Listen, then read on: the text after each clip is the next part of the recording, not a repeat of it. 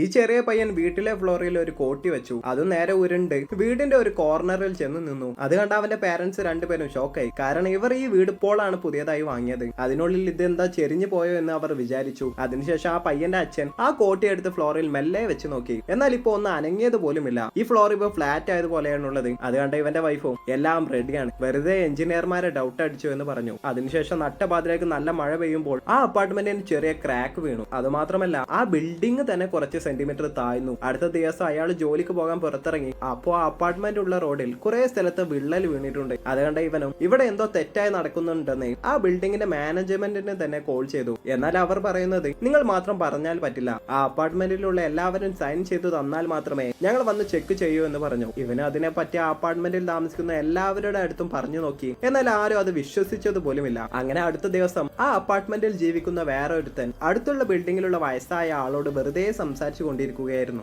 അപ്പോ പെട്ടെന്ന് ആ ബിൽഡിംഗ് ഒന്ന് കുലുങ്ങി. റോഡിലുള്ള ക്രാക്ക് എല്ലാം പൊളിഞ്ഞു. ഉടനെ അവന് അയാളോട് പോലീസിനെ കോൾ ചെയ്യാൻ പറഞ്ഞു. എന്നാൽ അതിനുള്ളിൽ ആ ബിൽഡിംഗ് മൊത്തം പൊളിഞ്ഞ് ഭൂമിയുടെ അടിയിലേക്ക് പോകാൻ തുടങ്ങി. അകത്ത് പോയ ബിൽഡിംഗും എവിടെയും നിന്നില്ല, പല മീറ്റർ താഴ്ചയിലേക്ക് വീണുകൊണ്ടിരിക്കുന്നുണ്ട്. അവസാനം ഒരു സ്ഥലത്ത് സ്റ്റക്കായി നിന്നു. അത് മാത്രമല്ല മുകളിലുള്ള കാറും അവിടേക്ക് വന്ന് വീണു. റെസ്ക്യൂ ടീമും പെട്ടെന്ന് അവിടേക്ക് വന്നു. കയറ് കെട്ടി അതിന്റെ അകത്തേക്ക് ഇറങ്ങാൻ നോക്കി. എന്നാൽ അവർ ഇറങ്ങുമ്പോൾ മുകളിൽ നിന്നും കല്ലും മണ്ണും എല്ലാം വീണു. അതുകൊണ്ട് അവർക്ക് അതിലേക്ക് ഇറങ്ങാൻ സാധിച്ചില്ല. അവസാനം ഒരു ഡ്രോൺ അകത്തിറക്കാൻ നോക്കി. എന്നാൽ ഡ്രോൺ കുറച്ചു ദൂരെ ഇറങ്ങിയതും സിഗ്നൽ ഇല്ലാതെ അതും താഴ്ചയിലേക്ക് വീണു.